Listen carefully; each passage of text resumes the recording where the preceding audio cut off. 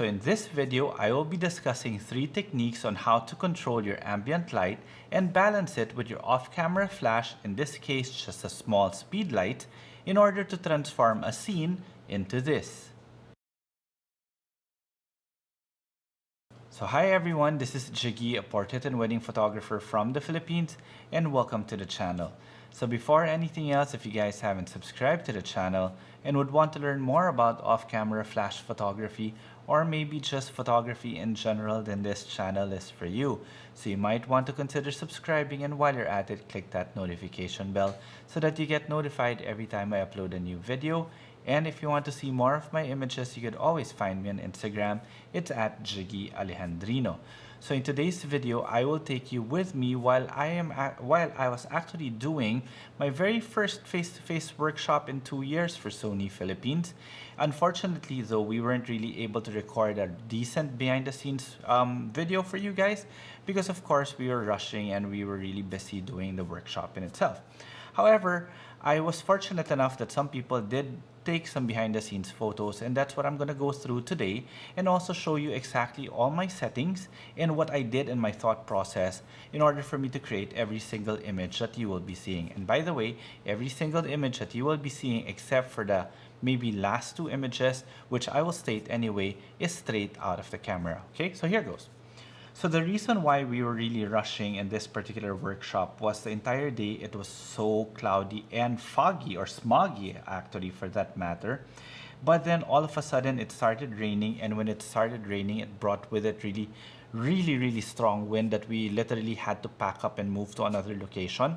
But when I was giving my workshop, I was actually telling them as photographers, we're always solving problems, and this particular scenario, the problem was solved for us because they may have thought that it was an inconvenience, the fact that we had to transfer locations. But for me, I already knew that because of the wind that came with the rain, that it would actually blow away all the smog and everything, and we would get clear blue skies. And that was exactly what happened the moment I finished the talking heads part of the workshop. And this is what we were presented with.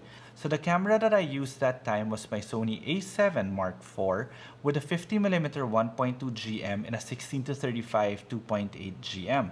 My flash was a Sony F60RMII version 2. Actually, yes, it's a new flash from Sony, and it was mounted on the Phottix Cerberus, which is a flash mount that has a Bowens adapter, and I had my Phottix Raja 60 as my main modifier. Okay, so this is exactly what I meant. This is my Phottix Raja 60 here. This is my Sony F60RMII, and this is the Phottix Cerberus, which basically mounts my flash in order for me to be able to modify it with this Bowens mount modifier, the Phottix Raja Deep 60. Okay, so the first thing that I did is really expose from my existing ambient light. So you can see here my existing ambient light. Well, I wanted to shoot wide open because this was a workshop on how to maximize the power of your tiny speed light. So I had to show them what high speed sync does, ND filter, and another technique which I will discuss with you guys later. So first thing I do normally, or all the time, is to expose from my existing ambient light, which I did. So you can see the settings here as 1/8000 f1.2 -1. So this was my existing ambient light exposure. You could see here, flash did not fire, and I have my 50mm 1.2 here. Now, this was how I set up my light. I set up my light here behind on the right side because my existing ambient light was coming from this general direction. Again, whenever I am using my off-camera flash as my main light and I want to match it with my existing ambient light, I will always make sure that it is coming from the same general direction of my existing ambient light to avoid those really ugly cross shadows, because I want my light to look unseen. I want my light to look as natural as possible. So that's why my light was here on the right side of the couple, because, well, there are models pretending to be couples because the existing ambient light was coming from here. So afterwards, I actually shot one shot at the same settings, but this time it was actually at 1/6400 f1.2 because, again, I was shooting at aperture priority. I do love shooting in aperture priority most of the time. So I shot it now with my flash, which was on high-speed sync, and you see that technically there is no difference. Now, the reason why there's no difference is because high-speed sync has a tendency, or high-speed sync removes or takes away a lot of the flash power. So I was already working with a very weak flash. Well, technically not a weak flash, but not a very strong flash. And I took away about 70% or 80% of the power by shooting at 1/6400 or 6400. So what I did was I adjusted now my aperture so that I can bring down my shutter speed, because the strength, or the way it drains the power of your flash, high-speed sync I mean, is that the faster the shutter speed is, the more times it actually pops, or it triggers, so the more power you lose. So I was assuming maybe I could stop down my aperture, bring down my shutter speed a bit more, and see if the flash was strong enough.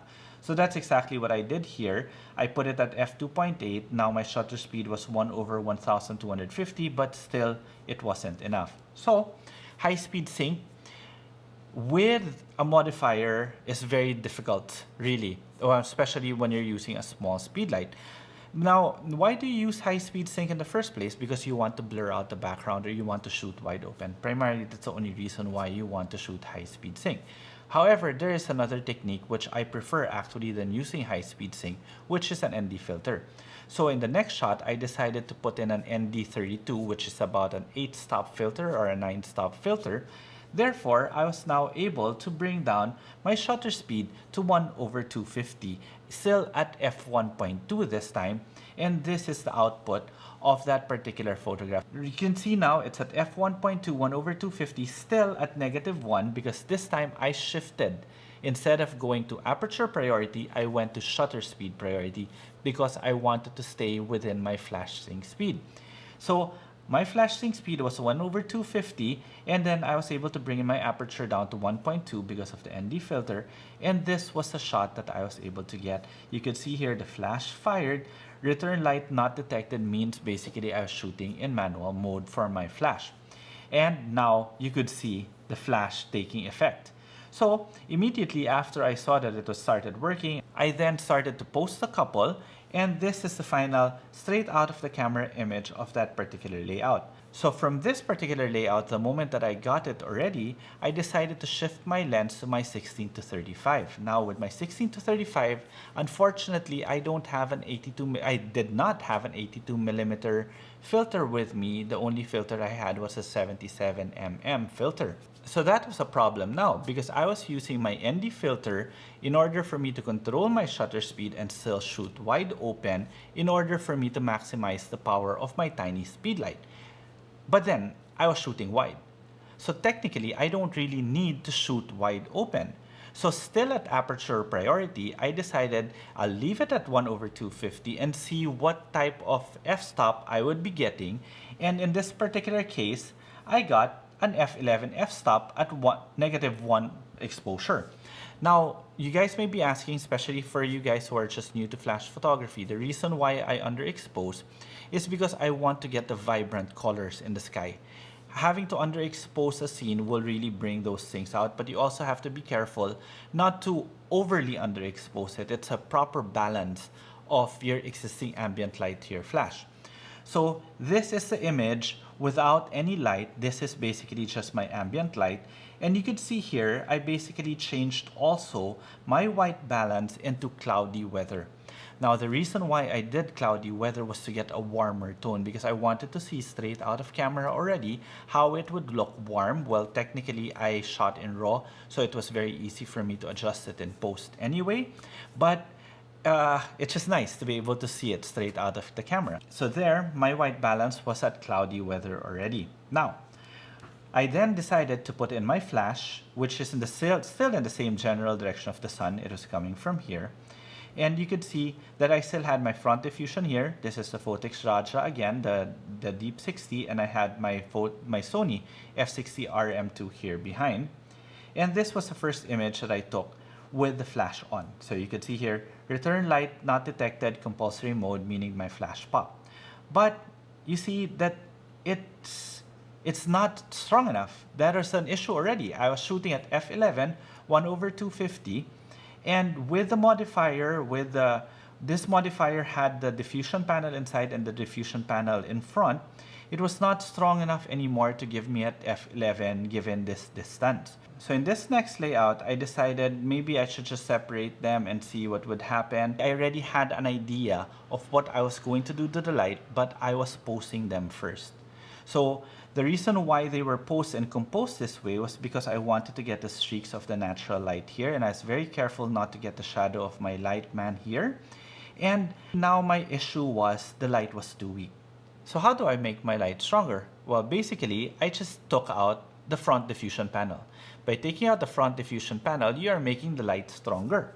So with that, I came up with an image like this. Also, the light changed, therefore my f-stop was only at f9 now. So now I was actually a bit overexposed, that's why I had to dial it down in the succeeding shots. But this is the photo that I edited because this is the one that I like the most, and this is a straight out of camera image.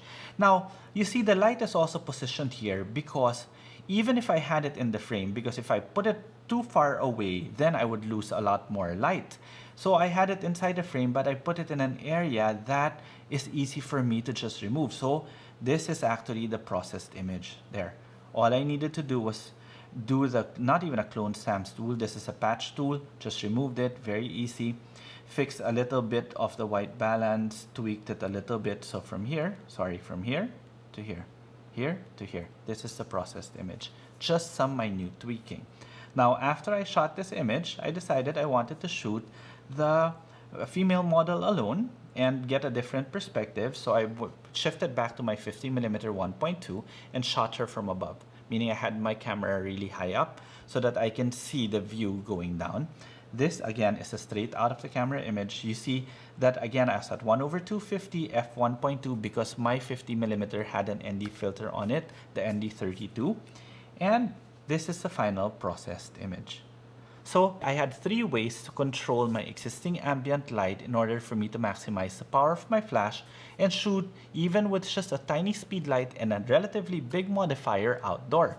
The first is I tried to use high-speed sync, but it didn't work too well.